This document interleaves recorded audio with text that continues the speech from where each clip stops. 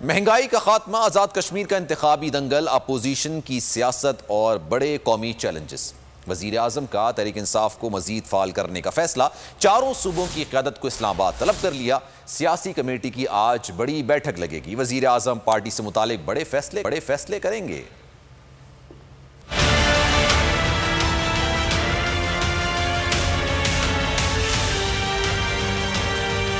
महंगाई से अवाम की बढ़ती परेशानी, अपोजिशन की सियासी खींचातानी, बड़े चैलेंजेस से निपटने के लिए इमरान खान का बड़ा फैसला। खिलाड़ियों को मजीद फाल करके मैदान में उतारने की तैयारी कर ली। चारों सूबों से तहरीक इंसाफ की क़यादत को बुला लिया।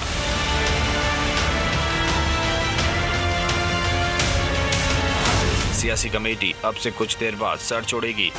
इस तरह के मुताबिक इमरान खान पार्टी से मुतालिक बड़े फैसले करेंगे। सियासी कमेटी तंजीमी मामलात, कंटोनमेंट बोर्ड, इलेक्शन और कौमी अमूर का जायजा लेगी। शाह महमूद कुरैशी, परवेज खट्टर, फवाद चौधरी, असद उमर और दीगर इजलास में शरीक होंगे। उस्मान बुज़दार, इमरान इस्माइल और अली मादिल शेख भी बैठक का हिस्सा होंगे।